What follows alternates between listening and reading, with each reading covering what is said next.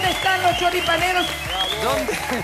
¿Dónde están? Buenas noches, gracias por estar ahí del otro lado. Como siempre arrancamos una semana que va a ser crucial, ¿no? ¿Cómo están los políticos? Viste que Abril Ladera están, Abril Ladera por los videos están, en todos lados están. Prometen. ¿Cómo andan? ¿Todo bien? Las cosas que prometen, ¿viste? Uno escucha cada cosa que decís. Y falta octubre, ¿sabes? Que esto no termina acá. Sí, esto recién arranca. Bueno, gracias por estar ahí. Arrancamos como siempre con todo y con vos, que sos la protagonista de cada noche aquí en América para la Argentina y para el mundo. Bueno, Chapadmalal está de moda, ¿eh? ¿Cómo está Chapadmalal? Qué lindo lugar para esconderse, ¿no? Ahora, tanto lo han buscado a Minichelli. De hecho, era uno de los 10 prófugos más buscados de la República Argentina. Sí. Tenía pedido de captura internacional y finalmente lo agarran. Estaba de joda. Salía a bailar con los muchachos del barrio. Está de joda en Chapadmalal. ¿Cómo se pondrá Chapadmalal? Esa pregunta, ¿no? Claro. Iba a Mar del Plata, a los boliches, se divertía, salía, todos los vecinos lo veían, pero nadie lo detenía. Acá siempre estaba en el único. Acá en el lugar único, acá a la vuelta. Todos lo veían y nadie lo detenía. Muy concurrido. Pero bueno, a una semana de las elecciones lo detuvieron. Claro. Devolvé la que bueno, te ganaste, amigos.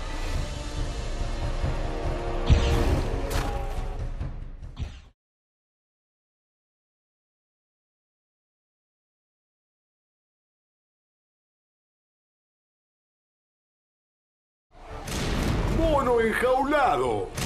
Cuñado de debido tras las rejas. Están tratando al detenido de la comisaría número 8 de Mar del Plata, aquí en la zona de la ciudad de Batán. Lo van a subir a un patrullero. Después de buscarlo desde octubre del año pasado, cayó el mono Minichelli. Hay algunos que ya se empezaron a poner nerviosos por lo que el mono pueda llegar a decir. Hizo una maniobra para estafar al Estado argentino. Son más de 1000 contenedores que cobraban $70.000 por cada contenedor. Es decir, son 70 millones de dólares lo que puede sumar esta estafa. Hacía 3 meses que se manejaba con total naturalidad por este lugar, en una muy pequeña comunidad como es Estación Chapadmalal. Un prófugo, uno de los declarados los 10 más peligrosos por el gobierno. Lo primero que me preocupa es que un tipo esté viviendo 3 meses y medio como Pancho por su casa en Chapadmalal, en la provincia de Buenos Aires, y que si la gente no se aviva, el tipo seguía como si nada. A partir del dato que dio un vecino para poder cobrar la recompensa de 250.000 pesos, la policía finalmente dio con él. No fue un llamado telefónico a un policía, se le dijo que esta persona que estaba buscada, que estaba apareciendo en televisión, lo habían visto más de una vez en ese lugar. ¿Quién es el mono Minichelli? Por supuesto, el cuñado de Debido, el ex marido de Rucci, pero es el cuñado de Debido. Se negó a declarar. La policía montó una guardia en los últimos días, en el día de ayer. Llegó solo, cuando llegó solo se lo identificó. No tenía documento, pero él se identificó, dijo que sí, que le dijo la textual palabra, perdí. Bueno, tanto lo buscaron y finalmente lo encontraron. Sí, buenas noches. Buenas noches. Bueno, muy pesada la acusación que tiene este hombre. Estuvo 9 meses prófugo, tipo muy salidor, muy de la noche. Se lo veía, se lo frecuentaba acá. Eso no es ningún delito igual, sí. No, pero es simplemente descriptivo. Lo que sí... Un mérito. Un mérito. Le gustaba la joda a Minichelli, sí. Lo que sí podría ser delictivo o no, lo decidirá el juez Aguinsky, es contrabando y asociación ilícita. Para que la gente entienda, el juez Aguinsky dice que formó parte de una banda muy grande, con Cookie Barrero Laborda, empresario paraguayo, con Edgardo Paulucci, el jefe de la aduana, que básicamente el tipo lo que hacía era liberar contenedores en la aduana. Cambiaba las declaraciones de peso, cambiaba las declaraciones de contenido de lo que estaba adentro, siempre a cambio, obviamente, de coimas. Esto se habría hecho con más de 1000 contenedores, Santiago. Cada valor aproximado de contenedor, 30 millones de pesos y la coima por $70.000. Hace un punto ahí, porque es un personaje súper reconocido del mundo político y aquí tengo a alguien que ha caminado toda su vida prácticamente, la Casa de Gobierno. Una vida. Sí, una vida, 30 sí. años, 30 años. sí. ¿Quién era este señor? Este señor tenía mucha influencia. Era un operador, como se conoce. Operador para las gestiones que ustedes pueden imaginarse. No tenía despacho oficial, obviamente. No estaba con un cargo en el Ministerio de Planificación, porque durante la época de Cristina se cortó bastante o sea, Julio De Viedo seguía siendo ministro de Planificación, pero no tenía el peso que tenía cuando estaba Néstor. Entonces muchos de los negocios, de las influencias, se trasladaron a las oficinas de De Viedo en el piso 11. La otra persona influyente, operadora, que es mencionada en más de una causa, es Barata. Barata era un peso pesado. Vos tenías que pasar primero por Barata, como también tenías que pasar por Minichelli, dependiendo qué. El negocio. Dependiendo del negocio, dependiendo la gestión, dependiendo. Y también no olvidemos el rol importante de la mujer de De Viedo, porque estamos hablando del hermano de la mujer. Claro. Y la mujer tenía un rol importante en esa especie de, si se quiere, sociedad de... A ver si Pablo, buenas noches. ¿Cómo estás? Sin la influencia que tuvo otro cuñado muy famoso, que fue el cuñado de Juan Perón, que era Juan Duarte, el hermano de Evita, ¿no? Y todos los negocios que hubo en esa época, pareciera que los gobiernos que incentivan indirectamente negocios, les cae finalmente a las familias, ¿no? En este caso, la mafia de los contenedores. Quizás no está directamente relacionado Julio De Viedo, pero tampoco podía ser una cosa no conocida por la familia.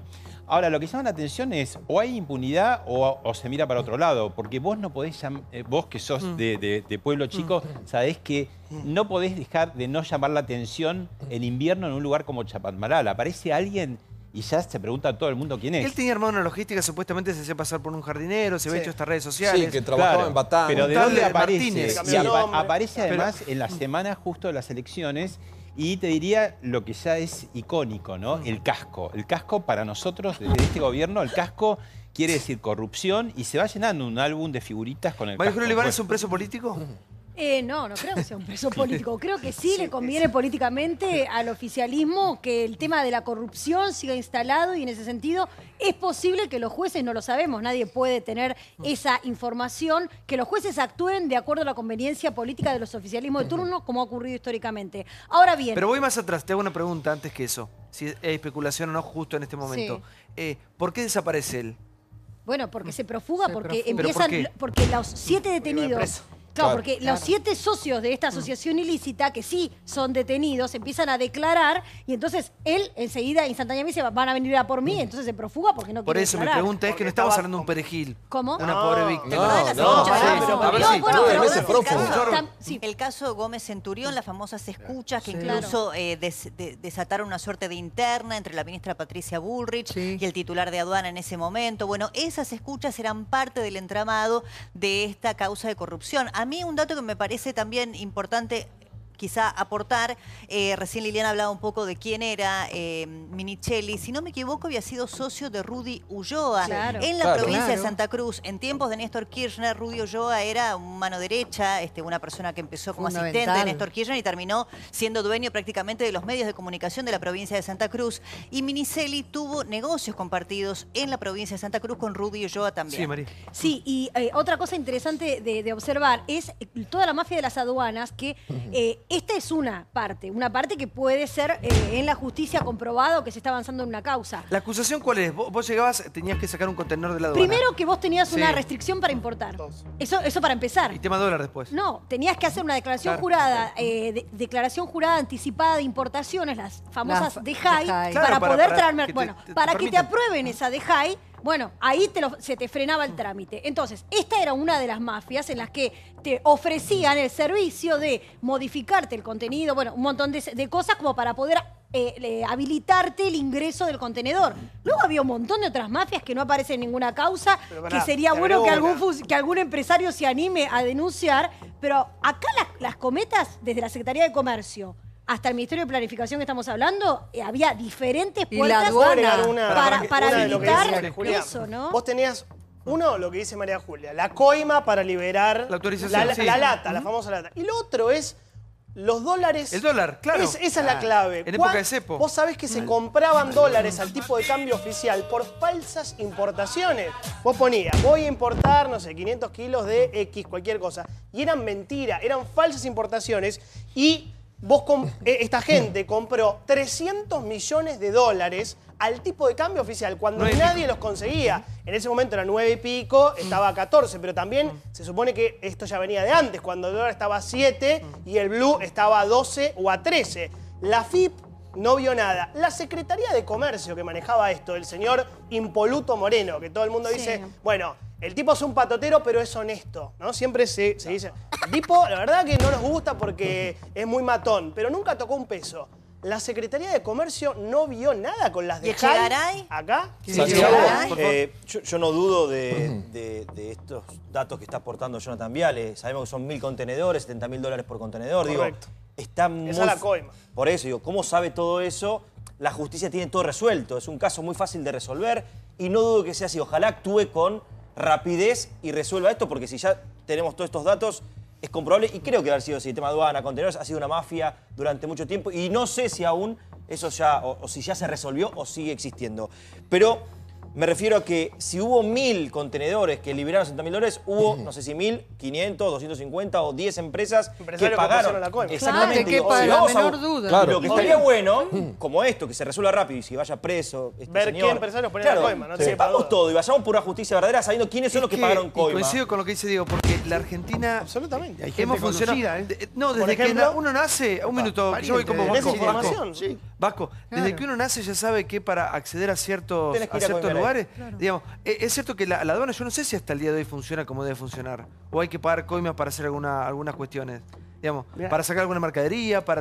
Desde Vox Populi.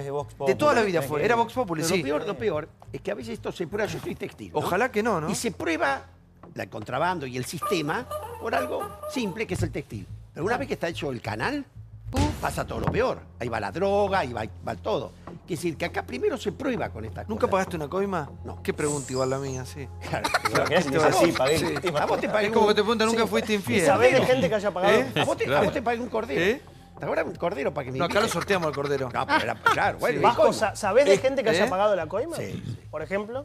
No, te lo voy a decir, pero está desconocido en el mundo textil. Pero sos funcionario público, si tenés información la tenés que denunciar. Pero yo no la pagué, es decir, yo no los vi. Lo que te quiero decir es que en el sector textil, sí, en textil, hay empresas muy importantes, el sector textil, conocidas, con locales propios, que están en la denuncia de Gómez Centurión. Sí, pero perdón, a ver, salió un perfil. ¿Te tenés que ir del país? ¿Cuñado del presidente o no? Pero perdón, Santiago, te tenés que ir del país entonces. Si vos vas a un sistema, yo entiendo lo que dice Diego, más allá que es impresionante porque cada paso es un hecho de corrupción brutal.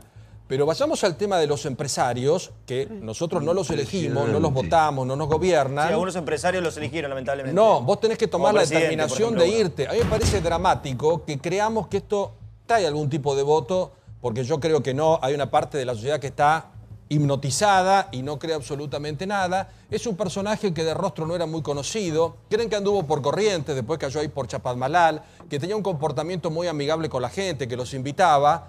Pero vuelvo a insistir, me parece que en 12 años se podrían haber ido unos cuantos, pero era como vaciar el país porque el método de negociación con ese gobierno era tener que pagar corrupción. Igual el Vasco Bendiguren, por favor, señor, sí. El Vasco Bendiguren acaba de decir que... del presidente. Estoy hablando, por favor. El Vasco Bendiguren acaba de decir que sí, que conoce cómo funciona, pero que no puede denunciar. Creo que la corrupción está arraigada. Está enquistada en el ADN de los funcionarios, de los empresarios. Es cómo funciona la política, cómo funciona el sistema. No, porque es... ¿Qué vamos a hacer, Segre, con esto? Para cambiar la cabeza, sí. Buenas noches. Cuando veo a alguien de estas características detenido, sueño con que sea el primer arrepentido. Siempre sueño con que sea el primer arrepentido.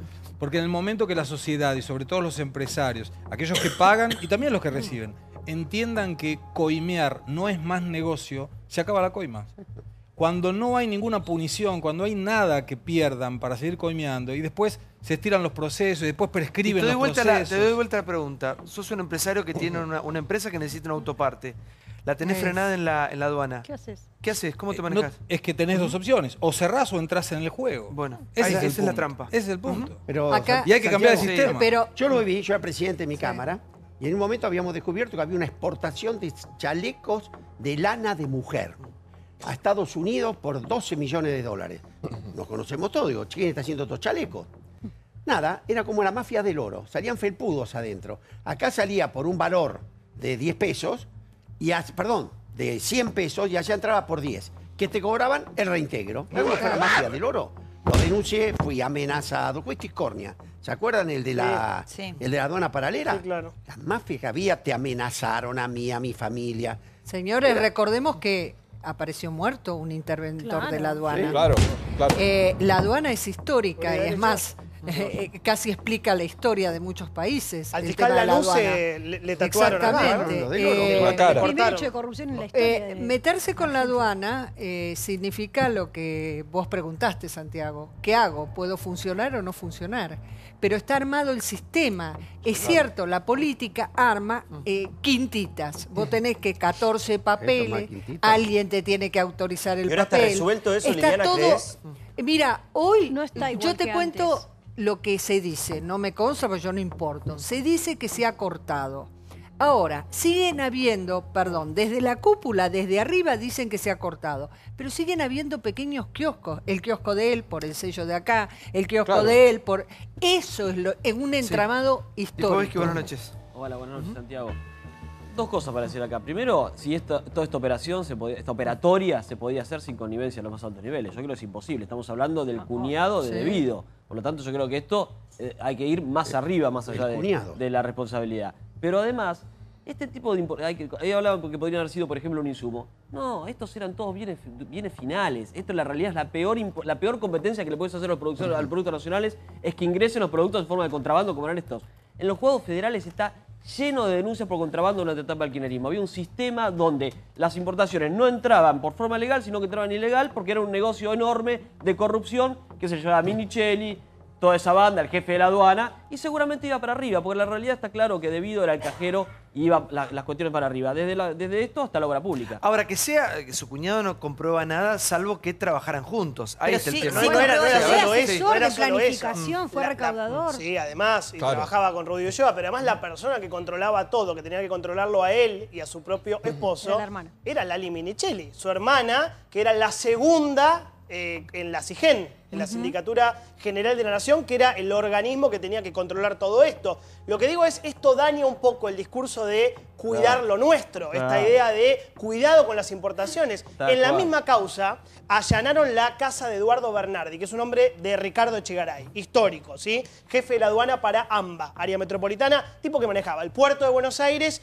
y el aeropuerto de Ezeiza. Encontraron 500 lucas verdes, $500.000 en efectivo en un placar.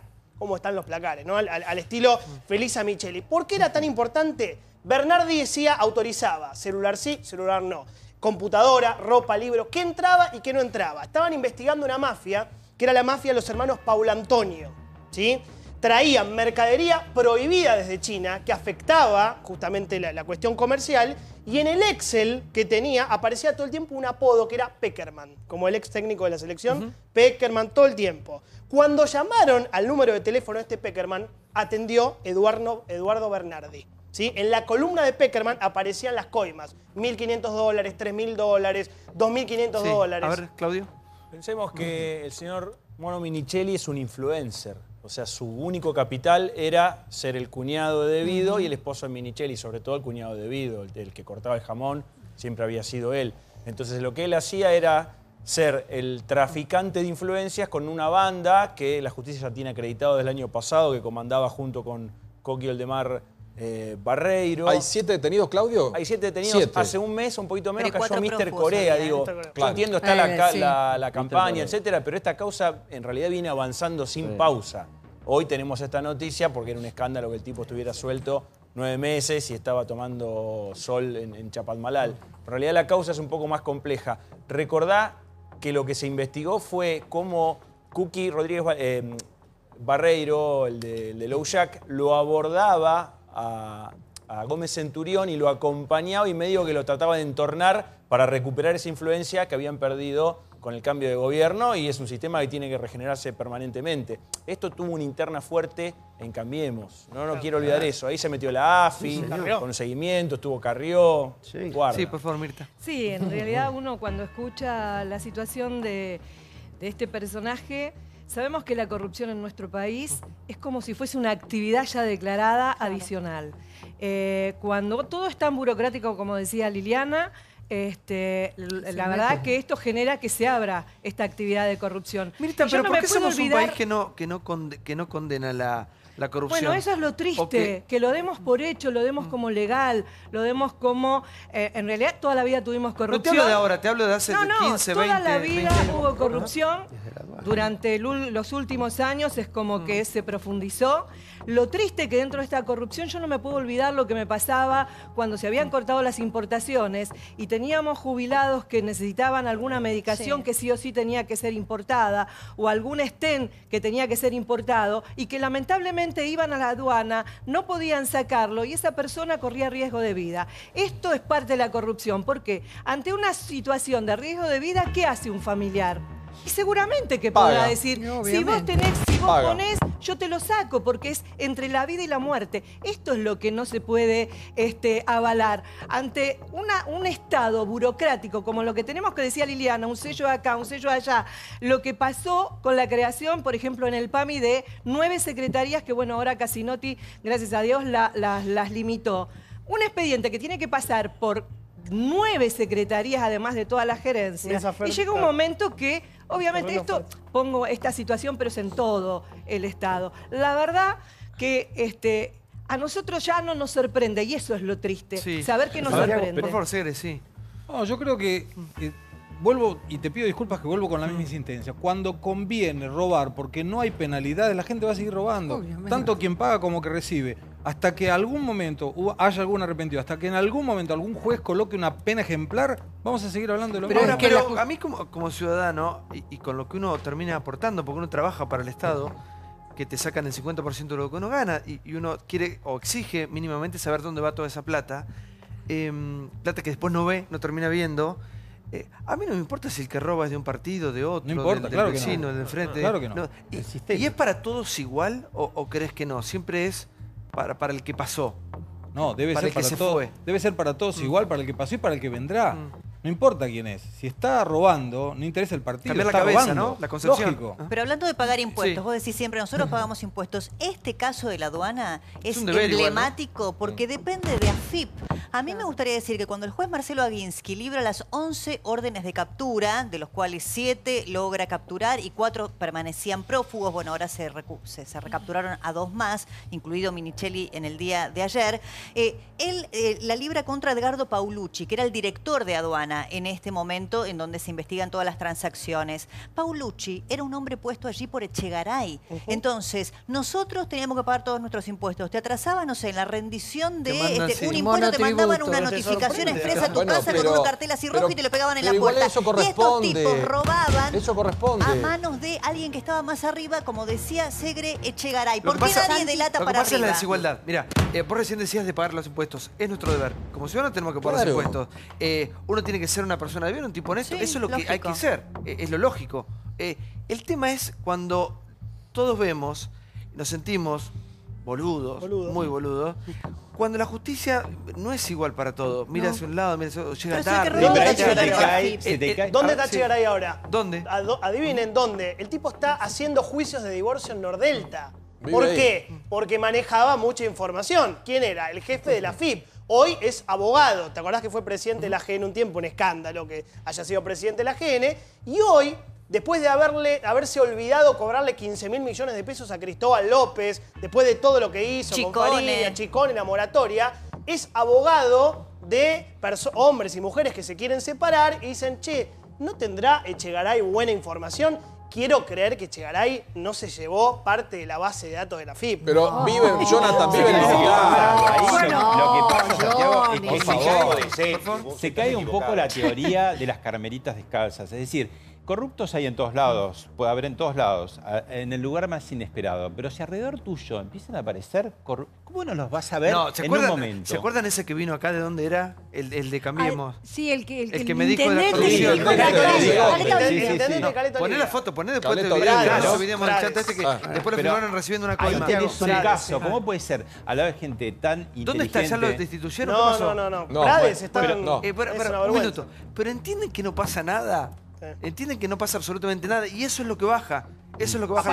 Ahora, cuando tenés gente que es tan hábil en la política, como es De Vido, como es Cristina Kirchner, y como era Néstor con la libretita, pues después se desmadró cuando murió él y Cristina heredó todos los negocios de los de alrededor. Pero Néstor no era un tipo que lo podías pasar fácilmente. Entonces que aparezcan, uno puede ser, 2, 3, pero ya cuando es, ¿sabes qué es? Es sistémico. Este es el problema. Pero era un sistema, estaba armado como un sistema. Por eso estaba Echegaray en la FIP, por eso estaban las cosas puestas de esa manera.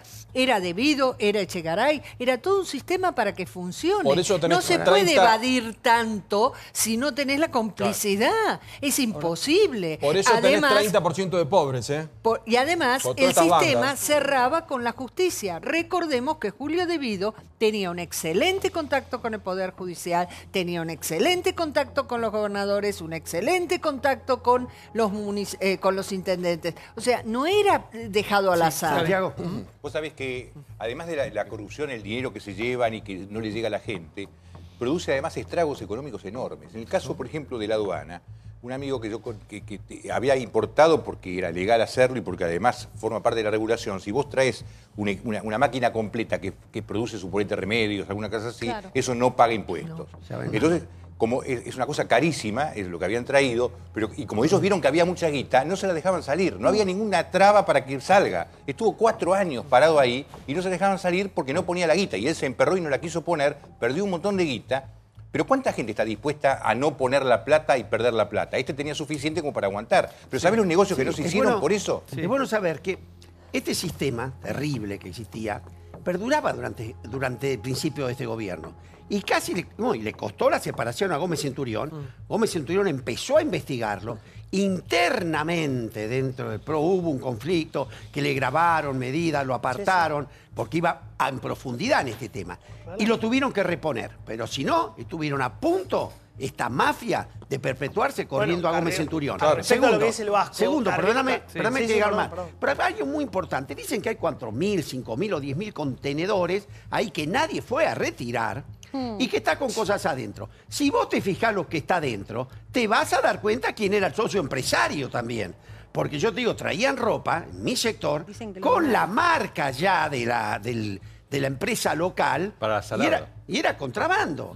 Entonces, perdón, ¿y no se puede abrir eso y mandar a remate y se acabó la historia y que la plata vaya para la gente? Pero además de mandar a remate, ¿sabés quién fue el que la pidió? Porque ahí vas a tener la marca del señor que pidió el contrabando. ¿Qué conexión tienen con la salada, todo esto? Bueno, mucha de la mercadería que se importaba, según la denuncia y la investigación del juez Aginsky, terminaba en la salada. Se importaba mucho más barato, se cambiaba el precio, se cambiaba la carga y terminaba en la salada. Y en las mafias callejeras. Yo estoy tentado de preguntarle quién es el empresario. Eran contenedores mellizos. Había contenedores mellizos. Vos soltabas los papeles de uno y por esos papeles te entraban 3. ¿Entendés? Por eso, Santi. No, yo quería agregar algo con respecto al tema de la corrupción. Me parece que, más allá de que obviamente la justicia es lenta y no ha avanzado, me parece que la detención de hoy es muy importante. Me parece que es un gran avance. Es cierto que tardó, pero realmente que hoy el cuñado de Devido, que hace un engranaje importante, hoy lo haya sido detenido, marca de alguna manera que el que la hace las paga. Y seguramente los 5 procesamientos que tiene Devido, en algunos yo estoy convencido que la justicia va a avanzar y el futuro de la Argentina está por ahí. Pero perdón, Daniel, tenemos que ir a alguna condena ejemplificadora, porque si no nos va a pasar lo de la semana pasada del señor Vudú. Todo trucho, porque los papeles la fiscal ratifica que es todo trucho y prescribe porque tardaron 4.500 años. Entonces no nos quedemos con la alegría que este señor estuvo prófugo tomando mate 9 meses, hoy está detenido. Que avance la causa, porque si no, atrás de cada supuesto beneficio hay un perjuicio. Si en el subsidio te doy el colectivo a 1, pero me robo 1.000 millones de pesos por atrás. Si estoy hablando que las importaciones, y meto contrabando por todos lados, si armo el plan Cunita, que los chicos se caen al suelo porque es un curro y están robando como locos, atrás de cada beneficio hay un perjuicio. Hoy se está llevando a funcionarios del menemismo, y eso no puede ser. Funcionarios acusados de corrupción del menemismo están hoy en audiencias en Comodoro Pi. 20 años después. Lo triste... Esto es una locura. La sentencia tiene que ser ahora, coincido como Paula. Lo triste, Santiago, es que sí, uno ahora se pone contento y pondera que este personaje esté preso. Pero este personaje está preso porque alguien lo denunció. Porque en verdad los servicios no los pudieron encontrar y no fue detenido por la fuerza. Hay 90.000 fugados y que nadie sabe dónde está. Están en el país, vaya a saber en qué pueblito, nadie los denuncia y hasta que no los denuncia uno se pregunta ¿qué hace la policía? ¿Qué hacen los servicios? Lo estaban buscando, los sectores de investigación? Pero 90.000. Mirta, si no era por las 250 lucas que pusieron de recompensa, lo denuncia y estaría. no lo encontraban el tipo Esto es lo preocupante, no nos podemos poner contentos. Yo creo que el sistema de recompensas es válido. En instantes tenemos algunos precandidatos de Unidad Ciudadana están con nosotros. Esta semana van a pasar seguramente muchísimos políticos de muchísimos partidos diferentes para que vos los veas, los escuches y saques tus propias conclusiones. Vamos a ver el próximo informe que tiene que ver con San Cayetano. Oh, glorioso San Cayetano, un día difícil hoy. Mirá. Por un lado, los fieles.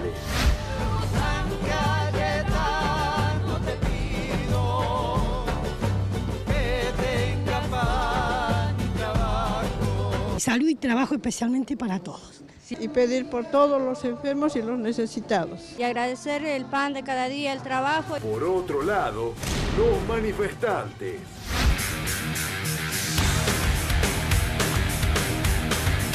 Día de agradecimiento y de reclamos, de peregrinación y de protesta. ¿Se politizó el 7 de agosto?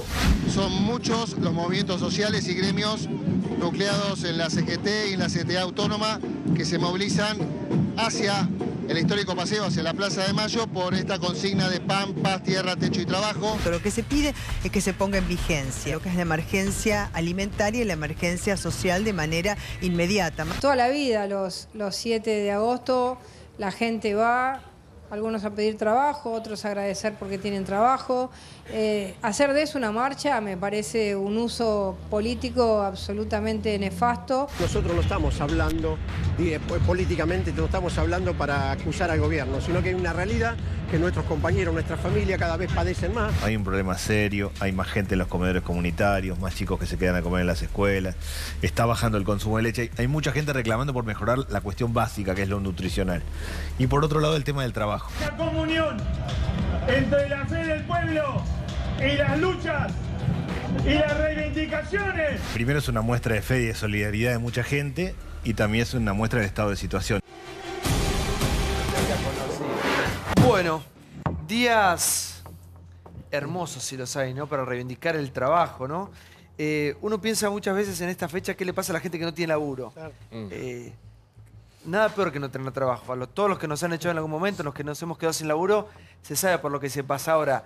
Eso es una cosa y otra cosa es la politización de San Cayetano. ¿Están de acuerdo o no con el título del informe? Sí. A ver, yo creo que utilización política hay siempre, pero eso no quita que tengamos que ver lo que está pasando ahí en la calle. Porque vos tenías hoy más de 600.000 personas y creo que me quedo corto en Liniers, más allá de este acto en particular. Y después estaba la marcha de las organizaciones sociales, Evita, CT, Barrio de Pie, la CCC, la CGT y la CTA, ahí en Plaza de Mayo, que también fue mucha gente. Creo que tenés de todo. Tenés gente sin laburo, 9% de la población, gente con laburo informal, que es el gran problema de la sociedad argentina, 34% de la población económicamente activa, y utilización política también, para ser justos y equilibrados. Hoy se pidió la ley de emergencia alimentaria. Vos tenés la ley de emergencia social votada y ya con algunas transferencias que se están dando. Al mismo tiempo, los movimientos sociales están diciendo, bueno, ahora necesitamos aumentar el 50% los fondos para los comedores escolares, para los merenderos, porque la situación se desbordó y piden controles de nutrición y de medidas del cuerpo y crear un organismo de aplicación del mismo. Heller, Marciota, Valdés, Montenegro, buenas noches, gracias por estar. Muchas gracias a la gente de Unidad Ciudadana. Lo escucho, por favor. ¿Sobre qué tema? Sobre esto, sobre lo que fue el 7, ¿no? De agosto, hoy un día. Recién pensando en una vieja época cuando, la época de los militares, se decía de los agitadores. Y a mí, yo me acuerdo que yo en esa época siempre decía, para que haya agitadores debe haber agitables.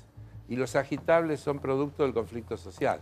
Nadie puede lograr que salgan 600.000 personas a la calle, nadie puede lograr que haya ese nivel de protesta si no hay un hecho objetivo. Y ese hecho objetivo es que hay mucha gente que perdió el trabajo, hay mucha gente que siente que tiene su trabajo amenazado porque está en sectores que no están en este proyecto y que alguien que trabaja en el sector textil, en una fábrica de calzado, en una fábrica de juguetes, y podría ser una larga lista. Seguramente el Vasco habrá hablado de eso desde el punto de vista de la visión empresaria. Es absolutamente normal que en un día como este y ante una convocatoria de este tipo, cientos de miles de personas salgan a expresar su angustia por un modelo que lo que le plantea es que en el año y medio que lleva de gestión, la desocupación pasó del 5,9 al 9 y que va a seguir creciendo porque todo lo que tenemos por delante es más ajuste, como está anunciado por donde lo querramos ver. Ajuste de las jubilaciones, ajuste del sector público, etcétera, etcétera, etcétera. Y todo eso va a hacer que aumente la cantidad de gente con problemas y que el conflicto social también aumente por la misma razón. Una cara conocida, compañera acá, ex compañera de la casa. ¿Cómo andás, Gisela? ¿Bien? Buenas noches. 8 años acá. Ajá. Bueno, yo lo que digo es que esto que estamos viendo es el reflejo de una realidad social y que detrás de todas estas personas que vemos y que tienen un nombre y un apellido, hay familias, hay personas detrás de estas 600.000 o 700.000. Tampoco me importa demasiado el número, porque si no reducimos el debate a cuántos eran y querer descalificarlo por decir que es una utilización política nos saca del eje central, que es la gente que estaba ahí es o porque no tiene trabajo o porque lo tiene y tiene miedo de perderlo, entonces fue a pedir por eso. Y a algunos que tienen y no tienen tanto miedo dicen para agradecer. Entonces es como una conjunción de las tres cosas que hacen el reflejo, es una foto de lo que está pasando en este primer año y medio, casi 2, de gobierno de Mauricio Macri, que tiene una clara política de un modelo de ajuste que va en contra de los trabajadores y de las trabajadoras. ¿Y a qué se debe? ¿Por qué crees que tiene esa política, esa decisión? Porque es un gobierno que gobierna para menos, no para todos y todas, porque va, y yo digo todo el tiempo, es un plan sistemático de destrucción de la patria, porque no está contemplando la base sustentable de cualquier país, de cualquier nación, que es el trabajo que dignifica. El trabajo que dignifica y que ahora lo quieren llevar al planteo, porque la verdad que es muy perverso lo que se plantea desde el gobierno nacional cuando escuchás al presidente de la nación y a sus ministros decir cosas como, por ejemplo, que casi que la culpa de que no haya trabajo es del trabajador. ¿Por qué? Porque tienen demasiados derechos. Que hay que ceder derechos para tener trabajo. Y entonces viene a cuento de lo que pasa en Brasil, un modelo de flexibilización laboral donde lo que se pierde directamente es la relación de dependencia, porque no van a quedar trabajadores en relación de dependencia perdiendo absolutamente todos los derechos. Y entonces quieren trasladar eso a la República Argentina y hacerte creer que te están haciendo un favor. Esa es la perversión del discurso del gobierno de Mauricio Macri. Quieren hacerte creer que vos te mereces que te saquen derechos para después trabajar, que en realidad el trabajo es el primer derecho. Y yo me encontraba en situaciones que yo me pongo como ejemplo porque yo digo, yo soy una persona de clase media, con trabajo de mi profesión, de mi vocación, y me encontré muchas veces en esta situación de estos últimos 18 meses de muchos colegas que se quedaron sin trabajo, que también deberíamos hablar de ellos porque hay muchísimos periodistas hoy que no tienen trabajo, y yo diciendo, menos mal, gracias que tengo trabajo, agradeciendo que se está cumpliendo con un derecho, que es que yo tenga trabajo. Llegamos a la naturalización de agradecer que se está cumpliendo con lo que es un derecho, y lo quieren revertir y llevarnos a la situación de decir, bueno, no, tenemos que ceder porque si no yo soy el culpable de no tener trabajo. Sí, a ver, Claudio, por favor. Buenas noches a todos. Hola. Me parece que hoy vimos dos imágenes complementarias, pero que creo que no son comparables. Una cosa es lo que pasó en Liniers, en la tradicional marcha. En realidad no es una marcha, es una manifestación religiosa. De toda la vida, sí. Claro. Es uno de los santos más populares. Creo Estaba que el la más. Gente haciendo bienes del interior, cumple sus promesas, las renueva, toma la comunión, etc. Y otra cosa es la marcha de la 9 de julio, muy legítima, por supuesto, en la Plaza de Mayo, pero eran cosas diferentes. Yo la recorrí de punta a punta, me metí mucho, estuve 2 horas. Y bueno, fue el cierre de campaña de los gerentes de la pobreza y de mucha gente que está reclamando por algo que cree justo y me parece muy bien y tiene derecho a hacerlo. ¿Por qué gerente de la pobreza?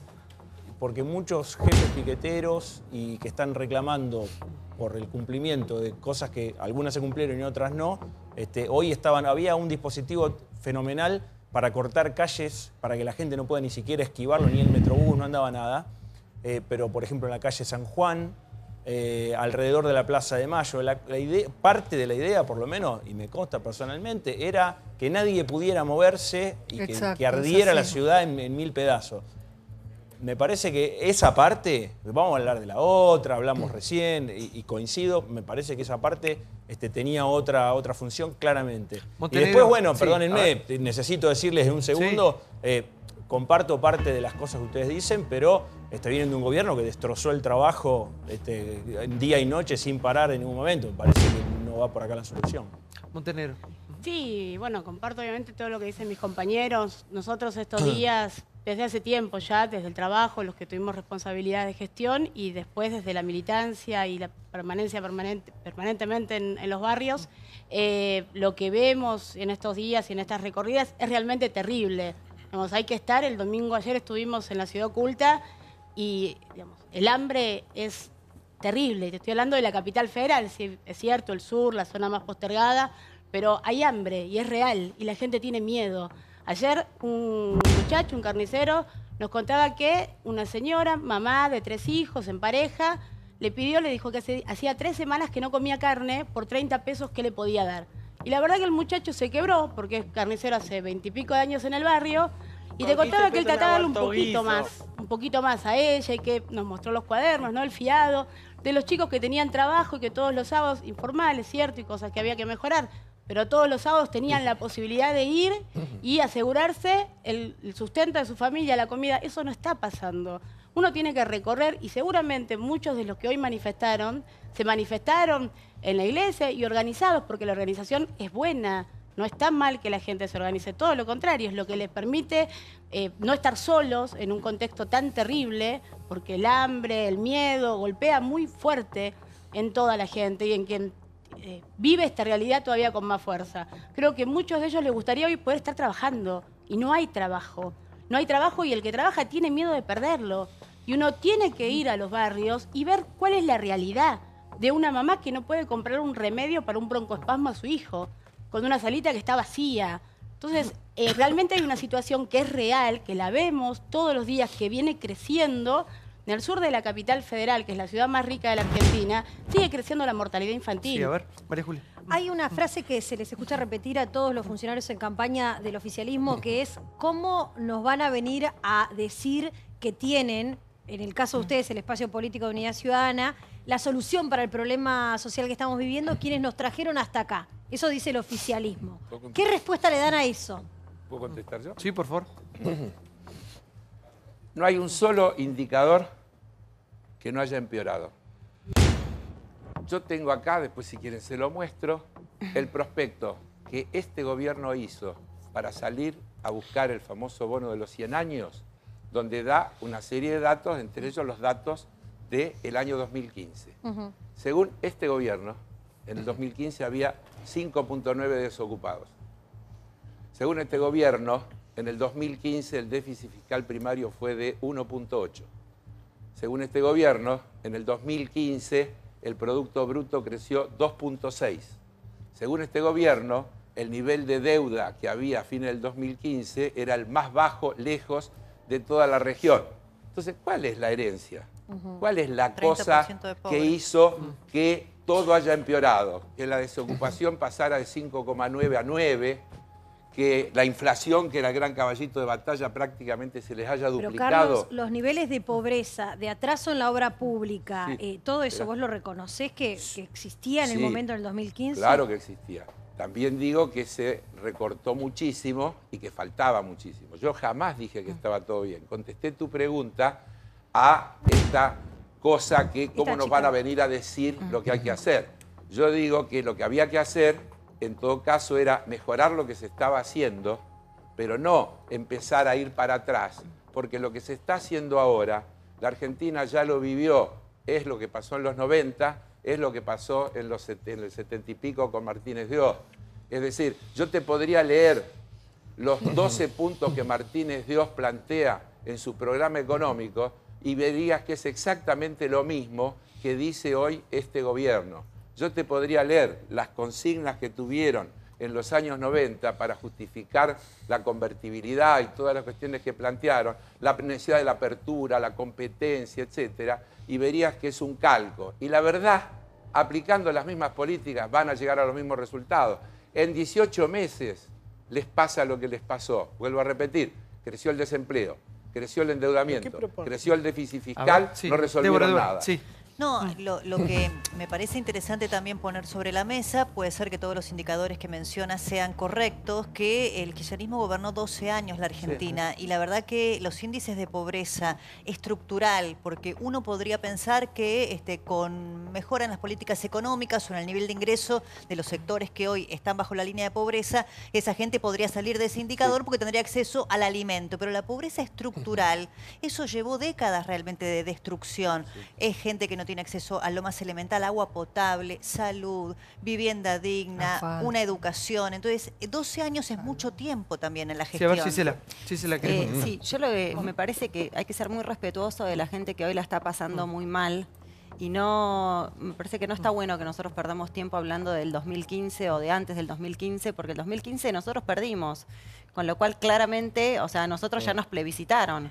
Lo que tenemos que debatir es lo que está pasando ahora, en el 2017. Claro. Tenemos que plebiscitar en esta elección de medio término, que son muy importantes porque estamos conformando el nuevo Congreso. El Congreso por el que el gobierno va a necesitar que pasen las leyes para profundizar el ajuste. Por eso, me parece que es importantísimo que nosotros debatamos lo que pasa ahora, en este presente, y que tampoco caigamos en la trampa del gobierno nacional de querer instalar el miedo como factor disciplinador para decir, guarda con el resultado de octubre, guarda con el resultado del próximo domingo, porque si le va bien a fulana o a mengano, puede pasar tal o cual cosa. No va a pasar nada. Simplemente, después de la elección de medio término, Mauricio Macri sigue siendo presidente y la verdad que lo que se necesita, en el Congreso de la Nación es una oposición real, una oposición que le ponga un freno a este modelo de ajuste que quieren profundizar con leyes. Cuando vos decís que no hay que mirar para atrás del 15, porque ya eso es del 2015, porque eso ya fue previsitado. Sí, claro. Yo te digo que algunas cosas que pasaron antes son las que hoy estamos viviendo. Por ejemplo, yo creo que la única herramienta real para salir de la pobreza es la educación. Hay chicos que están en cuarto, quinto grado. La educación se resuelve pará, yo no te interrumpí una sola vez. Heller, déjame hacer hay chicos que están en cuarto grado, quinto grado, acá en la ciudad de Buenos Aires, y en el interior del país que no saben leer y escribir. Hoy no saben leer una sola palabra. Ese chico es pobre aunque gane plata el padre. Va a ser pobre toda la vida. Sí. Y eso tiene que ver con una educación que se fue destruyendo durante esos 12 años, y antes también, por supuesto. Pero que durante esa época hubo dinero en la Argentina como nunca antes había entrado en la Argentina. Lo que entraba por la soja de $600 durante años, que entraban 14, 13, 12 mil millones de dólares, era muchísima guita y no se puso ahí, se puso supuestamente en escuelas, que luego te acordás que Cristina decía que hacíamos una escuela cada 2 días y medio, cuando ya en la época de Menem y Alfonsín se hacía una por día. La realidad es que la educación es esa. ¿Qué tenés que decir respecto de la calidad de la educación que entrega el kirchnerismo y que hoy vemos el resultado? ¿Quién es la pregunta? Ahí, Marcio. ¿Vos querés que yo hable de lo que para mí hoy es una falta de respeto a la gente que la está pasando mal? Una pregunta concreta. Sí, ¿Qué opinás de la educación que dejó el kirchnerismo acá? Y yo te estoy contestando concretamente. Sí. Vos querés que nosotros debatamos lo que hoy, para mí, mi opinión es que es una falta de respeto a la gente que hoy está en su casa mirándonos y que tiene la heladera vacía. Yo estoy diciendo que vos me estás respondiendo a mí con una falta de respeto porque no me estás contestando lo que te pregunto. Hay un orden de prioridades. Y en ese orden de prioridades, ¿sabés qué es lo primero? La heladera llena. Pero a vos lo que te interesa es llenar la heladera para que te sigan votando y te importa un bledo si esa persona algún día... No, bueno, si ella me está tomando el pelo a mí, le hago una pregunta concreta que me... No, él quiere distorsionar, cambiar el eje de debate porque evidentemente no le conviene por algún motivo que debatamos las prioridades. Hoy la prioridad es que hablemos de que la gente tiene la heladera vacía y que con la panza vacía nadie puede ir al colegio directamente. Eso es lo que más grave, que los comedores escolares hoy explotan de pibes y que no les alcanza la comida que les están mandando. Eso me parece que es lo importante de este año 2017 y de esta elección, porque si no, salimos del eje, estamos debatiendo el pasado, un pasado que pasó. Pero no pasó, si sigue presente. Vos, y yo te tengo que votar a vos para que vuelvas a hacer lo mismo. Decime qué vas a hacer al respecto y si yo no hice nada, yo no hice absolutamente nada. Es la primera vez. Te estoy preguntando qué haces con la educación y no lo contestaste. Yo muy breve, ¿no? La educación. Mi hijo más chiquito, una escuela secundaria en la capital federal, en el sur, una escuela pública de la ciudad de Buenos Aires. La realidad es que la mayoría de las aulas de la escuela en Lola Mora están cerradas porque hay una obra que está esperando hace muchísimos años, 10 años de gestión tiene el PRO en la ciudad de Buenos Aires. Hace creo que 8 años que está esperando la obra antes de que mi hijo entrara a la escuela. Digo, y la ciudad de Buenos Aires es la ciudad más rica de la Argentina. lo que hizo Mauricio Macri en la Ciudad de Buenos Aires es lo que hoy está haciendo a nivel nacional, y el problema, no conozco ningún chico que esté en cuarto o quinto grado, que haya llegado a cuarto o quinto grado y no sepa leer y escribir.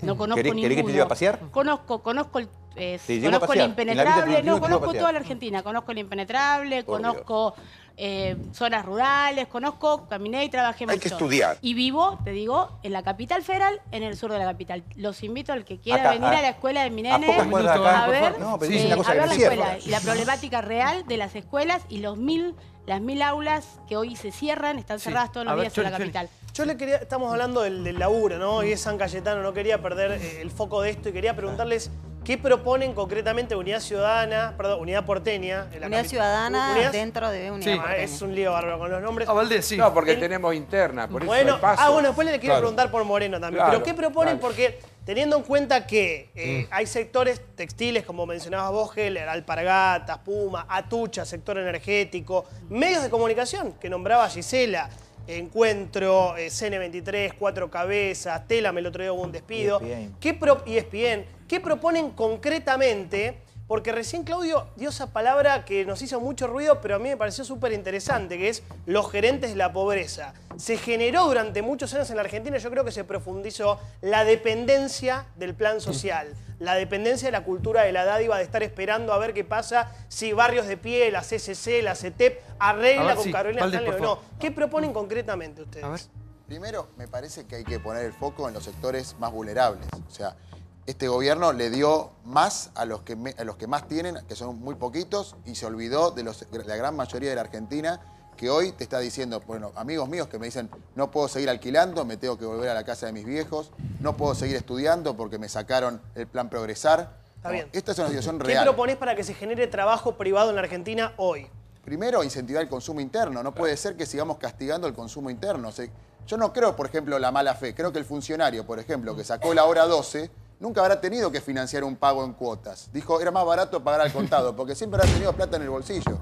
Pero digamos, acá lo que hay que cambiar es la mirada. No puede ser que la mirada esté puesta solamente en los sectores concentrados, en los más chicos, en la minoría que tiene la mayoría de los recursos de la Argentina. Tiene que estar puesto en el consumo y el consumo interno, más que en la deuda, que son 100.000 millones de dólares que se acumularon, más que en las grandes farmacias que aumentaron 200%. ¿Cómo aumentás el consumo interno?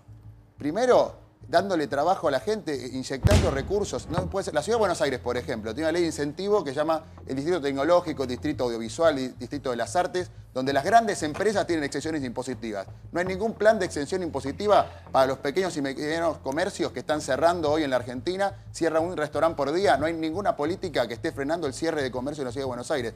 Hay que frenar el cierre de industrias, hay que frenar el cierre de comercios y eso lo tiene que incentivar el Estado de la Ciudad de Buenos Aires y el Gobierno Nacional también. Por favor. Sí, Segre. Yo ya entendí por qué estamos así. Después de escuchar todo esto, entendí por qué estamos así. Porque la campaña está enfocada en analizar retórica. Qué bueno que tiene una solución. Para no, no, problema. Para, dijo.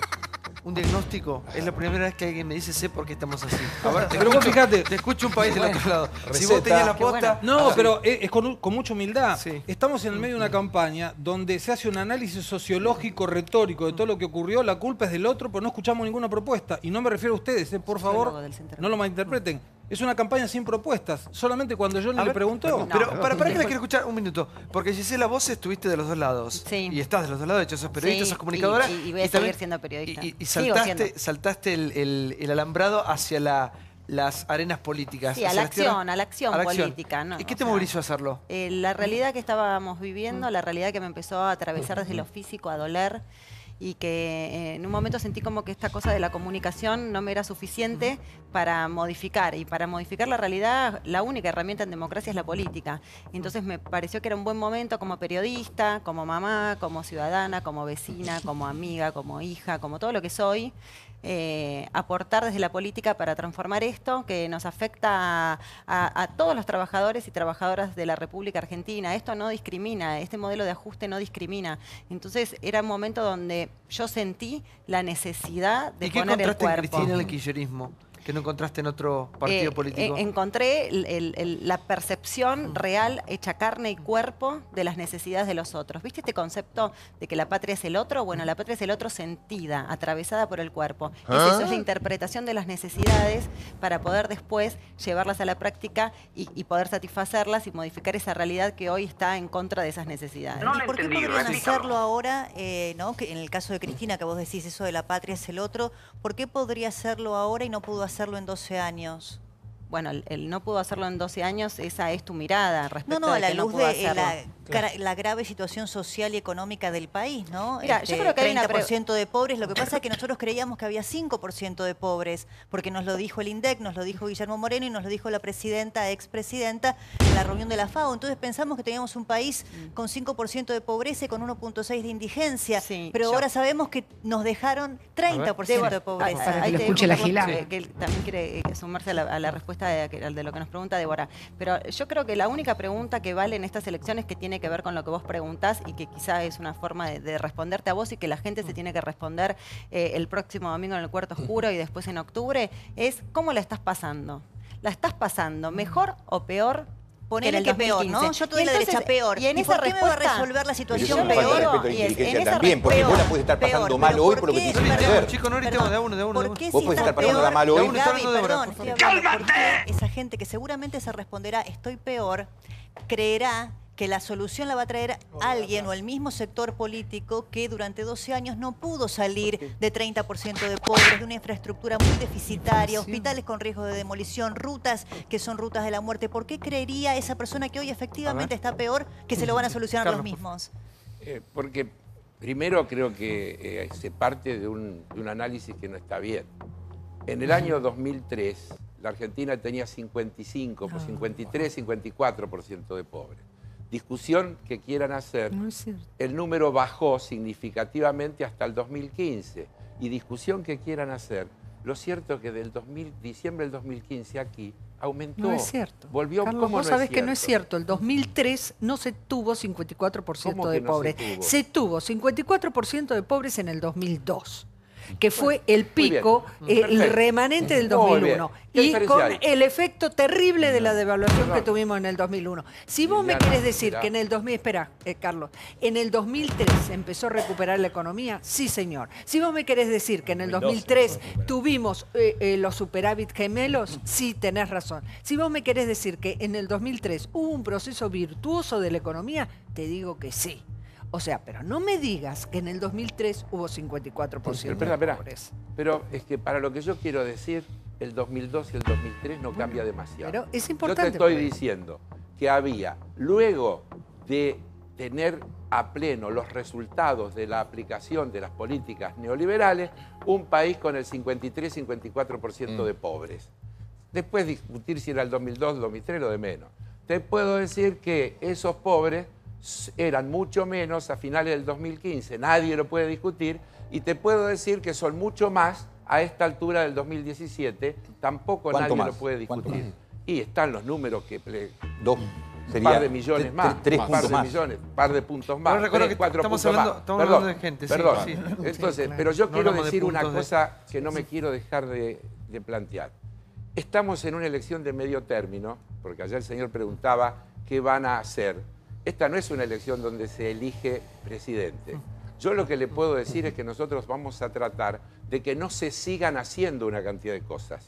Nosotros vamos a tratar de que no se cumplan los pronósticos, que después del 23 de octubre, si le va bien a este gobierno, venga un ajuste brutal para los jubilados, venga un ajuste brutal para el sector público, venga un ajuste brutal para las provincias, se sigan cerrando pymes, etcétera, etcétera, etcétera. ¿Qué es lo que podemos aspirar a hacer como legisladores? Por eso mis compañeros dicen, hablemos de lo que estamos hablando, porque si no nos distraen, de verdad, con cuestiones. En este momento hay una elección de medio término que está calificando la satisfacción o el rechazo a las políticas que se comenzaron a aplicar el 10 de diciembre. Y el resultado de la elección va a ser o que se profundice en esas políticas o que tengan que rectificarse y revisar el rumbo porque han tenido un rechazo de la sociedad. Muchas gracias por estar con nosotros. Sumamos a Pino ahora y a Pablo Micheli, están por ahí atrás, ¿no? Todos los candidatos que van pasando, estamos rumbo a las PASO, falta muy poquito ya. Muchas gracias por haber estado con nosotros. Muchas gracias. Vamos a ver la Cámara Intratable, emergencia alimentaria, esto pasó, mirá.